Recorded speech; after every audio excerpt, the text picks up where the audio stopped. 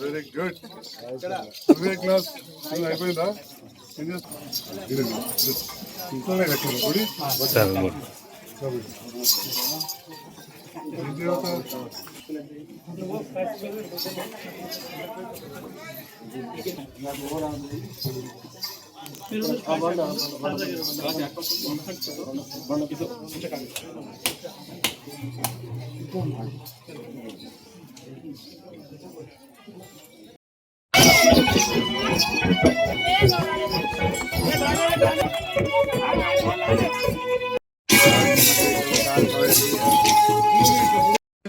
కార్యక్రమం అయితే వచ్చిన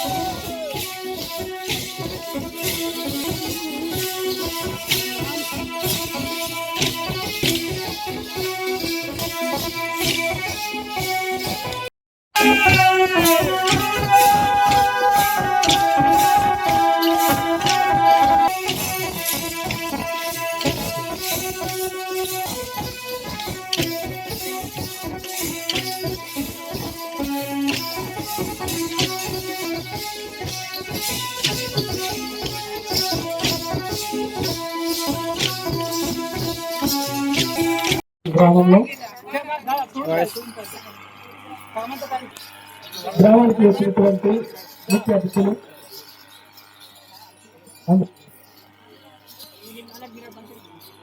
సంవత్సరాల నుండి దీపావళి సందర్భంలో చిత్రవేణిగూడెం కావచ్చు, చిన్న కొలువాయి కావచ్చు, జగన్నాథ్పూర్ కావచ్చు, ఇక్కడ కూడా అంతకుముందు జంగుబాయ్ పండుగ ఉంటే మా కాశీరాం పిలిస్తే ఈ కొండగూడెంకి వచ్చినాం, మా చెల్లె ఇంటికి కూడా వచ్చినాం. కానీ ఈరోజు స్పెషల్ డే, ఒక ప్రత్యేకమైన దినోత్సవం. ఈరోజు ఆదివాసీ నాయకుడు, ఆదివాసీ హక్కుల కోసం పోరాడిన నాయకుడు కొమరం భీమ్ గారి జయంతి సందర్భంగా రాయకల్లో వారికి ఘన నివాళులు అర్పించి ఇక్కడికి వచ్చినాం. ఇలాంటి ఒక గొప్ప వ్యక్తి జన్మదినం నాడు రావడం అనేది కూడా నిజంగా చాలా సంతోషంగా ఉంది.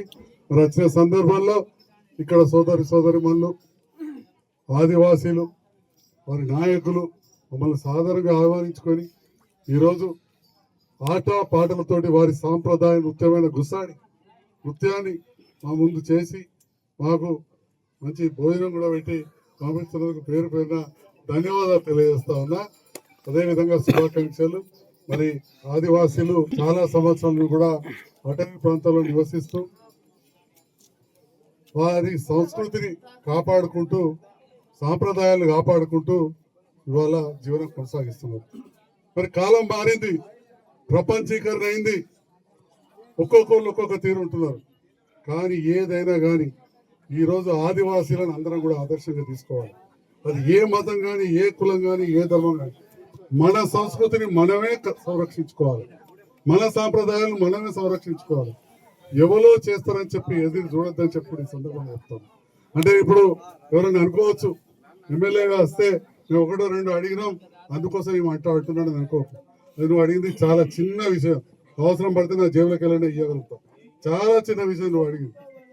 కానీ మన సాంప్రదాయాన్ని, మన సంస్కృతిని, మన భాషను, ఆట పాటను కాపాడుకుంటూ మన యువతకు, పెడదారి తప్పుతున్న యువత, తప్పుదారితో పడుతున్న యువత, కుటుంబాకు గాంజాయిలకు అలవాటు పడుతున్న యువతను మరి మన ధర్మం ద్వారా, సంస్కృతి ద్వారా, కుటుంబం, మన వసుదైవ కుటుంబం అంటే మన ఎక్కడ కూడా ప్రపంచంలో లేదు.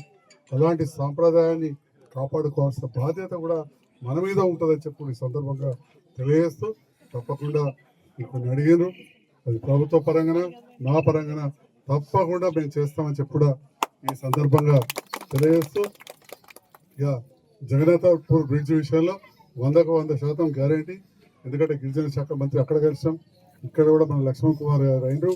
ప్రతిపాదనలు తెలంగాణ రాష్ట్ర ప్రభుత్వం నుంచి ఆర్టికల్ 275 కింద మీ హక్కులు దాని ప్రకారం పంపినాం. జగన్నాథపూర్ గ్రామాన్ని కూడా మనం కేంద్ర ప్రభుత్వం ప్రత్యేకంగా గిరిజన గ్రామం తీసుకుంది. ఇది కూడా పొందుపరిచినట్టు నాకు తెలుసు. తప్పకుండా అయిపోతుందని చెప్పి కూడా తెలియజేస్తూ ముందు ఈ ప్రాంతంలో మీకు వివిధ అంశాల మీద ఈ మధ్యకాలంలో చూసాం, ఏ పని ముందటికైనా దాన్ని విమర్శిస్తూ ఉంటారు.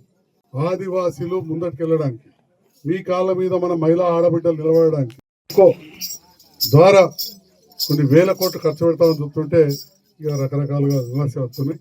విమర్శలను పక్కకు పెట్టించి సో ఏదైతే రిన్యూవబుల్ ఎనర్జీ ఉంటుందో సూర్యుని ద్వారా మనం సౌర విద్యుత్ చేసుకుని మళ్ళీ మనం మార్కెటింగ్ చేసుకునే విధంగా గిరిజనులకు ప్రాధాన్యత ఇవ్వాలనే ఆలోచనతో గౌరవ ముఖ్యమంత్రి గారు మహబూబ్నగర్ జిల్లాలో చెంచుల దగ్గర నుంచి మొదలుపెట్టారు.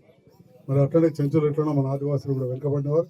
ఈ ప్రాంతం కూడా ఆ రకంగా వచ్చే విధంగా కూడా నేను చూస్తానని చెప్పి కూడా తెలియజేస్తూ ముఖ్యంగా విద్య ఉంటేనే వికాసం, చదువు మీద ప్రత్యేకమైన దృష్టి పెట్టాలి.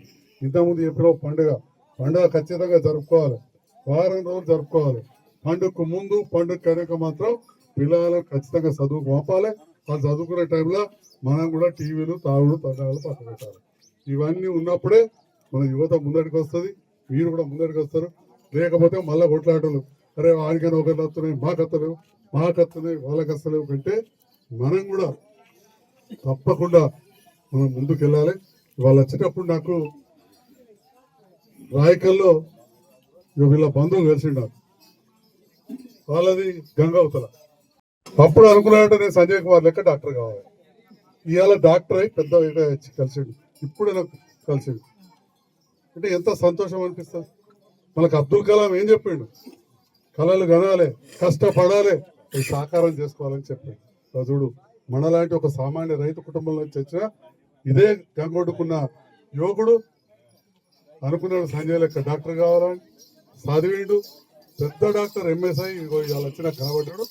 మరి ఆ రకంగా మన గోండు గూడాలు, ఆదివాసి గూడాలు, చెంచు గూడాలు అందరూ కూడా బాగా చదువుకొని పైకి రావాలని చెప్పి కూడా ఈ సందర్భంగా తెలియజేస్తూ చివరగా మరొకసారి గుర్తు చేస్తా ఉన్న మన సంస్కృతిని, మన సాంప్రదాయాన్ని, మన భాషను, మన దేశాన్ని సంరక్షించుకోవాల్సిన బాధ్యత మన మీదనే ఉంటుంది. దాంట్లో ఒక రాజకీయ నాయకులుగా మీరు గెలిపించిన శాసనసభ్యులుగా మీకు ఎల్లవెల్లా అండగా